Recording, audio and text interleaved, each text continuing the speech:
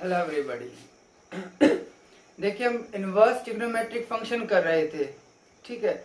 उसमें हमने inverse of sine, inverse of cosine function and inverse of tangent function हमने पढ़ लिए है। आज हम पढ़ेंगे इनवर्स ऑफ कोसिकेंट फंक्शन।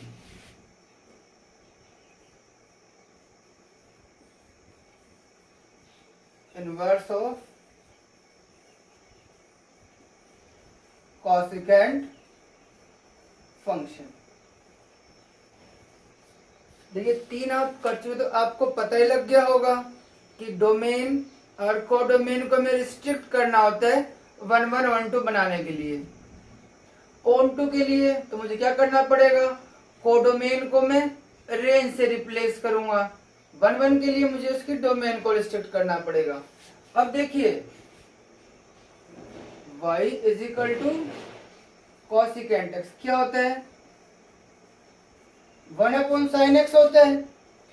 अब देखो, डिनोमिनेटर कभी जीरो बनना नहीं चाहिए, क्योंकि डोमेन में वो एलिमेंट होते हैं जिसपे फंक्शन डिफाइंड होता है। अब साइन है मल्टीपल ऑफ पाई पे जीरो होता है, 0 पाई 2 पाई 3 पाई -पाई -2 पाई -3 पाई टू सो ऑन, इन सब पे जीरो होता है। तो डोमेन है कॉसिकेंट की, वो तो क्या होगी r minus x such that x is equal to n pi n belongs to z। ये तो होती है डोमेन, और रेंज होती है r माइनस -1 से 1। ये जो कोसिकेंट x की वैल्यूज आती है, यानी यहाँ पुट करता हूं वैल्यू, अगर डोमेन में जो कोसिकेंट x है उसकी वैल्यू सभी रियल नंबर्स होंगे except -1 is less than y is less than 1, यानी -1 से 1 के बीच में वैल्यू नहीं आती है कोसिकेंट x की। ये इसकी रेंज होती है कोसिकेंट x की, ठीक है। अब देखिए, अब ये 1112 फंक्शन नहीं है। अगर मैं इसकी डोमेन को रिस्ट्रिक्ट कर दूं, यानी मैं डोमेन क्या लूं, -π/2 से +π/2 -0। 0 इसलिए आता है क्योंकि साइन 0 0 होता है, तो मेरा फंक्शन क्या बन जाएगा, 11 बन जाएगा। और अगर रेंज ले लूं मैं ये वाली जो होती है, तो मेरा फंक्शन क्या बन जाएगा, 11/2 बन जाएगा। मतलब बाइजेक्टिव हो गया, इसका मतलब इनवर्स एग्जिस्ट कर जाएगा। ये क्या, अगर आप, ये तो था आपकी डोमेन, अगर आप डोमेन लेते हैं -3π/2 से -π/2 माइनस पाई, -π/2 से +π/2 -0, π/2 से 3π/2 पाई, 3π/2 से 5π/2 -2 पाई एंड सो ऑन। अगर मैं डोमेन ये भी लेता हूं तो भी मेरा फंक्शन क्या होगा, 11/2 होगा, बाइजेक्टिव होगा इन डोमेन्स पे। रेंज मेरी यही रहेगी, तो उससे मैं इसका इनवर्स एग्जिस्ट कर जाएगा। और इनवर्स क्या होगा, cosecant inverse r minus -1 to 1 to -π/2 से +π/2 -0। ये अगर आप इनमें से कोई भी रेंज लोगे कोसिकेंट इनवर्स की, तो भी क्या होगा, 11/2 होगा। हर एक रेंज के कोरेस्पोंडिंग एक आपकी ब्रांच आती है। जितनी भी आपकी रेंज है कोसिकेंट इनवर्स की, इन्हें कोरेस्पोंडिंग एक ब्रांच एग्जिस्ट करती है। But the range this is called principal value branch.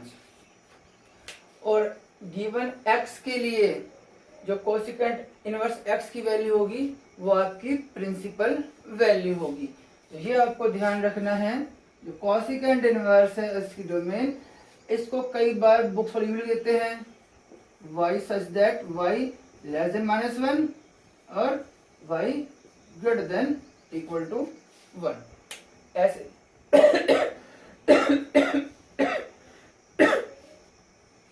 वो ऐसे भी लिख देंगे इस रेंज को, और कुछ नहीं है। ठीक है, तो ये था कॉसिकेंट इनवर्स की डोमेन एंड रेंज। उसके बाद वही जैसे आप करते हैं कॉसिकेंट इनवर्स x कब होगा, जब for all x belongs to r -1 से 1 and cosecant inverse cosecant theta कब होगा, for all x belongs to -π/2 से +π/2 -0।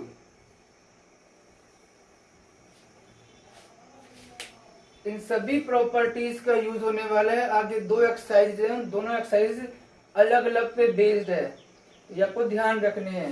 ये होता है आपका इनवर्स ऑफ कॉसिकेंट फंक्शन। उसके बाद एक बात और आती है, अब देखिए साइन फंक्शन मेरा इंक्रीजिंग फंक्शन था, तो अगर मैं रेसिप्रोकल करूं तो क्या बन जाएगा, डिक्रीजिंग बन जाएगा। तो जो मेरा कॉसिकेंट इनवर्स एक्स है, कॉसिकेंट एक्स भी और कॉसिकेंट इनवर्स एक्स दोनों आपके डिक्रीजिंग फंक्शन है इंटरवल्स पे। इस पे कॉसिकेंट जो इनवर्स होगा वो -∞ से -1 और 1 से इन्फिनिटी की। ठीक है, इस पे डिक्रीजिंग है, इन इंटरवल्स पे डिक्रीजिंग है, बट जब मैं इनकी लूंगा यूनियन तो neither decreasing nor increasing function. ठीक है, अलग अलग पे तो ये हैं डिक्रीजिंग फंक्शन, बट जब आप यूनियन लोगे तो उस पे नाइदर इंक्रीजिंग नॉर डिक्रीजिंग, इस चीज का ध्यान रखना। ठीक है, तो ये था इनवर्स ऑफ कोसिकेंट फंक्शन के बारे में। ठीक है, अब हम करेंगे इसके ऊपर क्वेश्चंस। इसकी प्रिंसिपल वैल्यू ब्रांच ये होती है, इसका ध्यान रखना है कोसिकेंट इनवर्स का। ठीक है,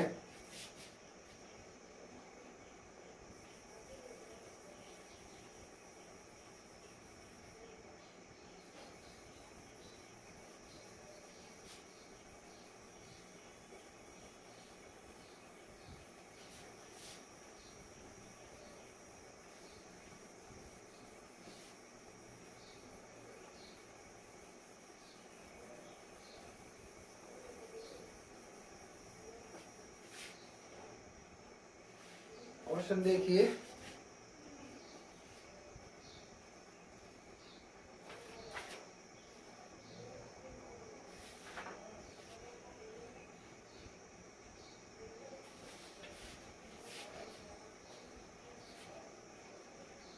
जैसे आपका क्वेश्चन है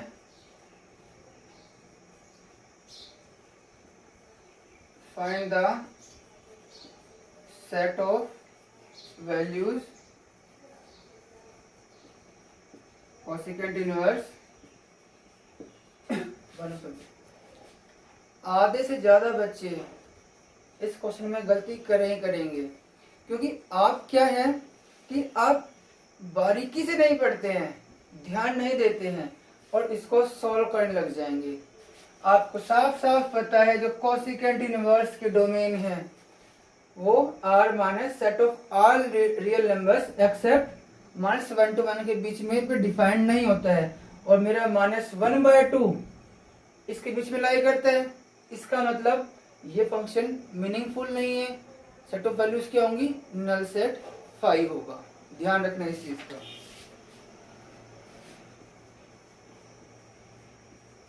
We know that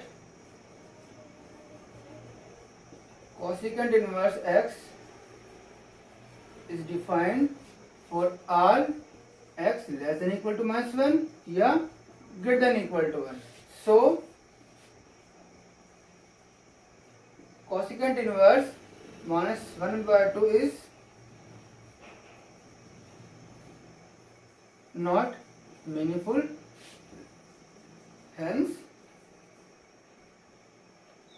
the set of values of cosecant inverse 1/2 is the null set phi।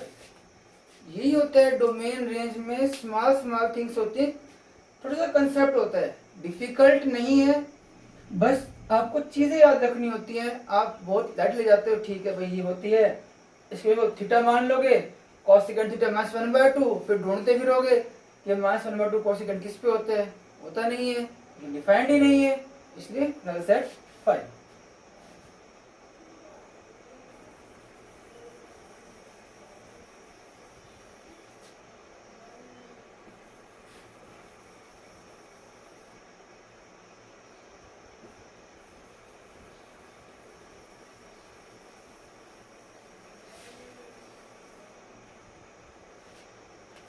और क्वेश्चन देखिए,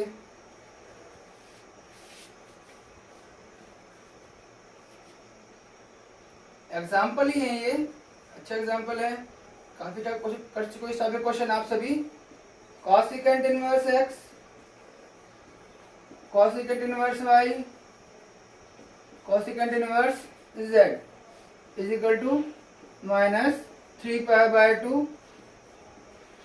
find the value of x upon Y, y upon Z, z upon x। अब देखो कॉसिकेंट इनवर्स की minimum value होती है -π/2 और maximum होती है +π/2।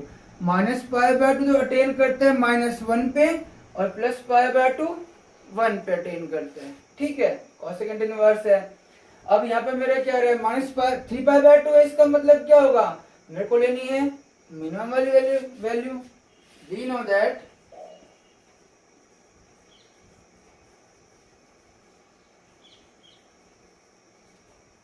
minimum value of cosecant inverse x is -π/2, which it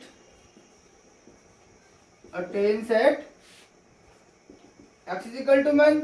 इसका मतलब cosecant inverse x is greater than equal to -π/2, is greater than equal to -π/2, equal to -π/2। इसका मतलब cosecant inverse x, cosecant inverse y, z is greater than equal to -π/2। तीनों को मैंने add कर दिया, कितना था, -3π/2। और therefore cosecant inverse x, cosecant inverse y, z is equal to -3π/2 कब होगा, कब होगा, जब कॉसिकेंट इनवर्स x -π/2 हो, कॉसिकेंट इनवर्स y -π/2 है एंड कॉसिकेंट इनवर्स z -π/2 है। इसका मतलब -1, y भी -1, z भी -1। इसकी वैल्यू क्या आ जाएगी, इसकी वैल्यू -1 अपॉन -1, -1 अपॉन -1, 1 + 1 + 1 3। तो इस तरीके से निकालना था ये क्वेश्चन। और क्वेश्चंस देखिए,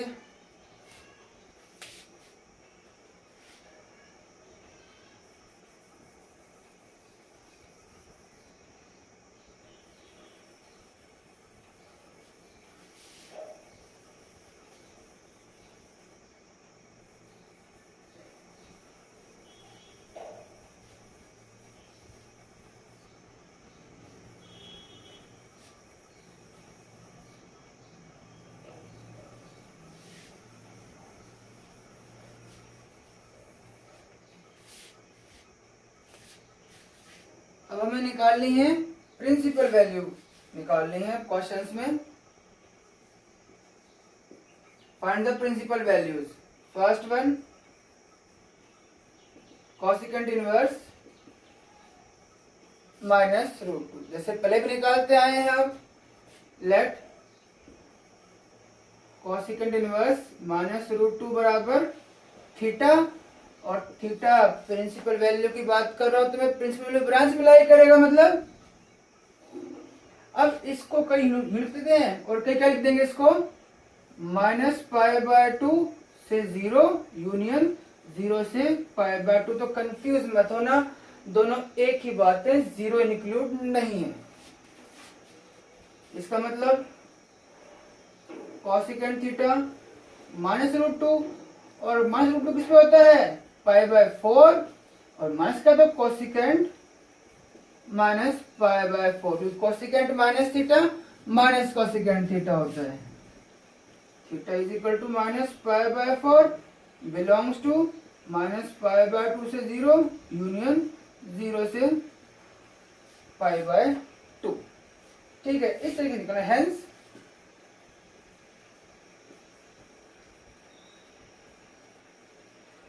principal value of cosecant inverse -√2 is -π/4। तो जैसे मान लीजिए आपके पास है कोसिकेंट इनवर्स -2 है, इसके में निकाल लिए प्रिंसिपल निकाल लिए। लेट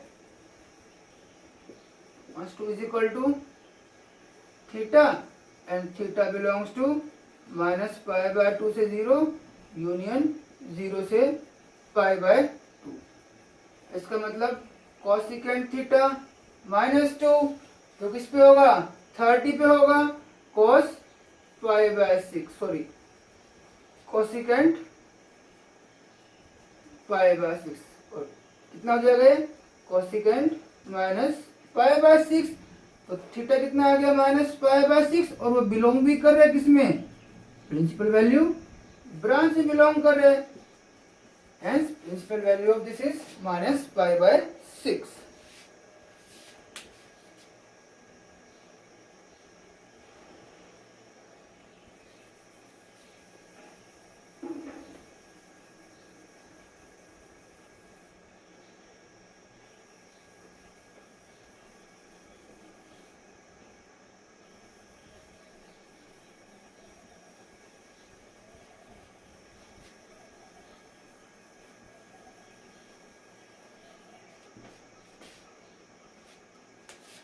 और देखिए क्वेश्चंस,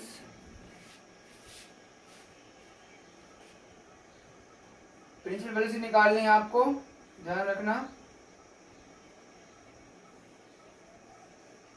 कोसिकेंट इनवर्स 2 cos 2π/3। पहले इसको सॉल्व कर लो, इसकी वैल्यू क्या आएगी वो देख लेते हैं। Cosecant inverse 2 cos 2π/3, pi minus π/3, cosecant inverse cos pi minus theta minus cos theta,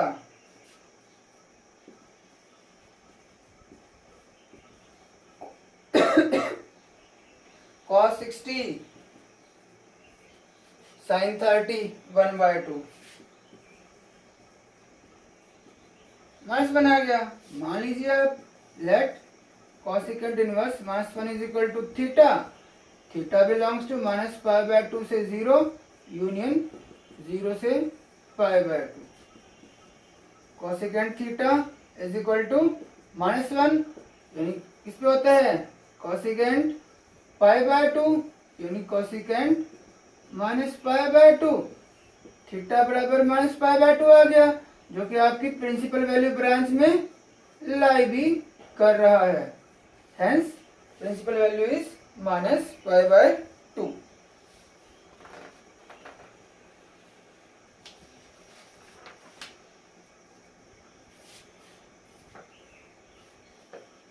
अब एक क्वेश्चन जैसे हमने किया था, पहले भी कर चुके हैं, कि find the set of values of, इसकी वैल्यू क्या होगी, तो √3 होता है 1.732, लेकिन ये तो क्या आ रहा है, -1 से 1 के बीच में आ रहा है, तो ये भी मीनिंगफुल नहीं है। सोल्यूशन सेट क्या होगा, नल सेट 5, डिफाइंड नहीं है ये।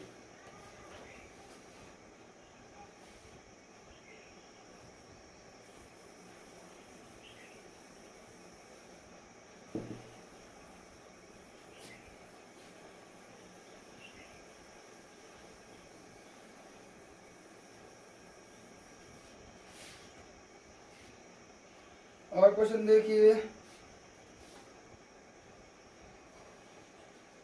देखिए इसने ठीक है ये है for the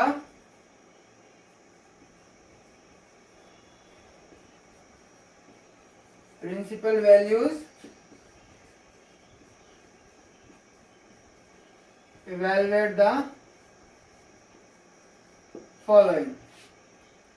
First one, sin inverse minus root 3 by 2, cosecant inverse minus 2 by root 3. ऐसे में आपको पहले इनकी अलग अलग वैल्यूज निकालने, फिर बाद में आप वैल्यू पुट करेंगे. Let y is equal to, मान लीजिए let sine inverse minus root 3 by 2 बराबर x, और साइन की principal value branch minus pi by 2 से प्लस पाई बाय 2. इसका मतलब sine x is equal to minus root 3 by 2 किस पे होता है, 60 पे होता है, यानी sine minus pi by 3. x क्या आ गया, माइनस पाई बाय 3, जो कि वो अपनी प्रिंसिपल वैल्यू ब्रांच में लाई भी कर रहा है. इसका निकाल लो. Late cosecant inverse minus 2 by root 3 Y, और y belongs to minus pi by 2 से 0 यूनियन 0 से पाई बाय 2. तो कॉसिकेंट y कितना होगा, माइनस 2 बाय रूट 3 किस पे होता है, 60 पे होता है, पाई बाय 3, यानी कोसिकेंट माइनस पाई बाय 3.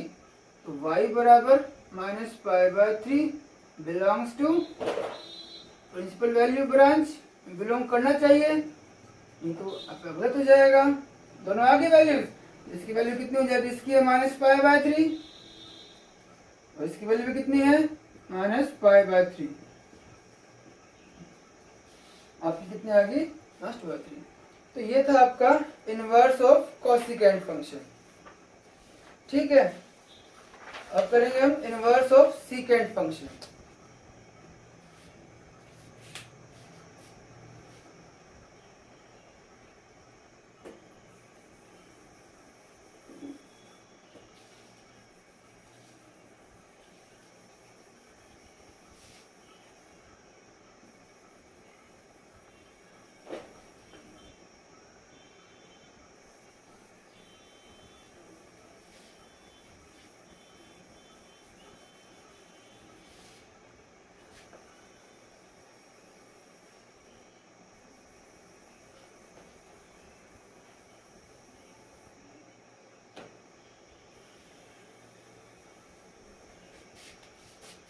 अब हम करेंगे inverse of secant function.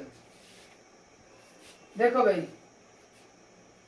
y is equal to secant x is equal to 1 over cos x. ठीक है, डोमेन क्या होगी सीकेंट की, cos 0 किस पे होता है, odd multiple of pi by 2 पे होता है, उस पे डिफाइंड नहीं होगा. तो डोमेन तो क्या होगा इसकी, r minus x such that x is equal to odd multiples of pi by 2 and belongs to z. और इसकी रेंज क्या होती है, वही साइन कोसिकेंट वाली r माइनस 1 से 1. ठीक है, अब मुझे बनाना है 1 1 ऑन 2. तो मैं जो रेंज है, जो मेरी कोडोमेन है, वो तो लेऊंगा रेंज, तो बन जाएगा ऑन 2. अब बनाना है 1 1, तो मैं इसकी डोमेन क्या लूंगा, इसकी डोमेन होगी 0 से pi minus pi by 2 secant x to r minus 1 से 1. ये जो आपका सीकेंट फंक्शन है, इस डोमेन पे आप ग्राफिकली भी देखेंगे तो भी यही आएगा. इस डोमेन पे और इस को डोमेन पे फंक्शन क्या बनता है, 1 1 ऑन 2 बनता है. तो इसका इनवर्स एग्जिस्ट करेगा. सीकेंट इनवर्स वो क्या होगा, r माइनस 1 टू 0 से पाई माइनस π/2। ये हो गया आपका second function such that secant theta is equal to x if and only if secant inverse x is equal to theta for all theta belongs to 0 से pi minus π/2 and x belongs to r minus -1 से 1। ठीक है। अब जब मैं domain लेता हूं ये, तब मेरा 1 1 बन रहा है। ठीक है, ऑन तो डोमेन ये लूंगा तब बनेगा।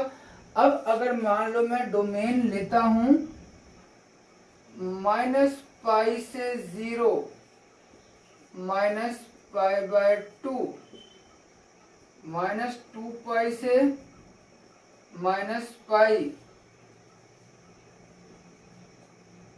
-3π/2 -π/2 0 से पाई -π/2 पाई से 2π -3π/2 एंड सो ऑन। इन सभी रेंज पे भी फंक्शन 1 1 ऑन टू बनता है और हर एक रेंज के कोरस्पोंडिंग हमें एक ब्रांच मिलती है। But the range this we get principal value branch और the value of secant inverse x for given x is called the principal value. ठीक है, तो इनके भी वो क्या करते हैं 1 1 ऑन टू बनते हैं इन डोमेन्स पे भी, लेकिन इन रेंज पे। बट इस जो कोरस्पोंडिंग जो हमें ब्रांच मिलती है उसे हम कहते हैं प्रिंसिपल वैल्यू ब्रांच कहते हैं। तो ये आपका इनवर्स ऑफ secant फंक्शन है, आपको ये ध्यान रखना है, आपको ये ध्यान रखना है।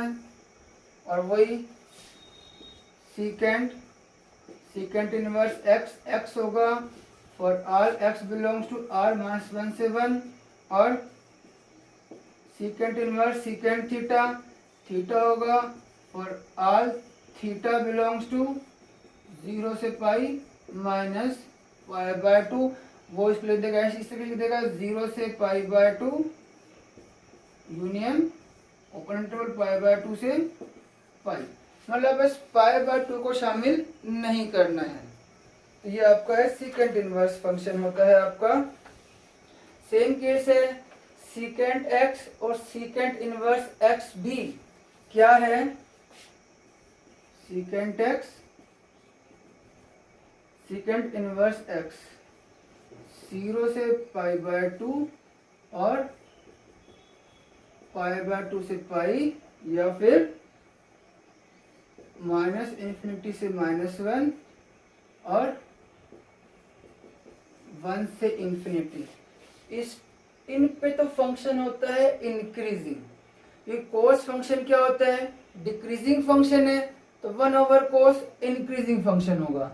इन पे तो होता है इंक्रीजिंग इन इंटरवल्स में, बट जब आप लेते हो पूरा दोनों लोगे आप तो क्या होगा, नाइदर इंक्रीजिंग नॉर डिक्रीजिंग होगा। ठीक है, और उसके बाद जो मैक्सिमम वैल्यू है secant इनवर्स x की वो क्या होगी पाई, और मिनिमम कितनी होगी 0 होगी। पाई वो अटेन करता है -1 पे और 0 करता है +1 पे। ठीक है, तो ये था इनवर्स secant फंक्शन के बारे में। अभी सब कुछ क्वेश्चन देख लेते हैं।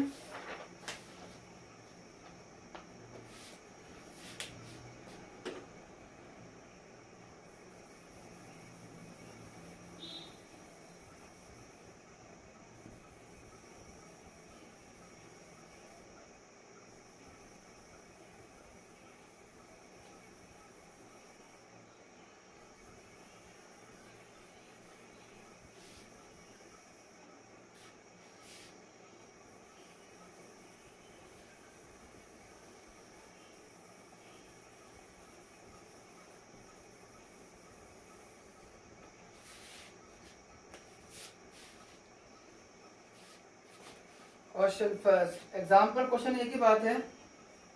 एग्जाम्पल है आपका ये, find the set of values of secant inverse √3/2 √3 1.4732 2 से डिवाइड करूंगा 0 से कम ही आएगा। इसका मतलब और आपको पता है सीकेंड डिफाइन होता है तो लेस देन इक्वल टू -1 पे या ग्रेटर देन इक्वल टू 1 पे होता है। We know that secant inverse x is defined for all x less than equal to -1 x greater than equal to 1. So secant inverse √3/2 is not meaningful. Hence the set of values of secant inverse √3/2 is the null set five. Define नहीं है, ठीक है। और देख लीजिए example एक, find the domain of secant inverse 2x + 1। देखिए secant inverse x की डोमेन क्या होती है, r -1 से 1। इसका मतलब secant inverse 2x + 1 is meaningful कब होगा, जब क्या तो ये लेस देन इक्वल टू -1 हो या ये ग्रेटर देन इक्वल टू 1 हो, तभी मीनिंगफुल है। It means 2x is less than equal to -2 or 2x greater than equal to 0. It means x is less than equal to -1 or x greater than equal to 0. It means x belongs to -infinity से -1 union 0 से infinity. ये क्या हो गई, इसकी domain हो गई। तो इस तरीके से इसकी डोमेन निकालते हैं हम।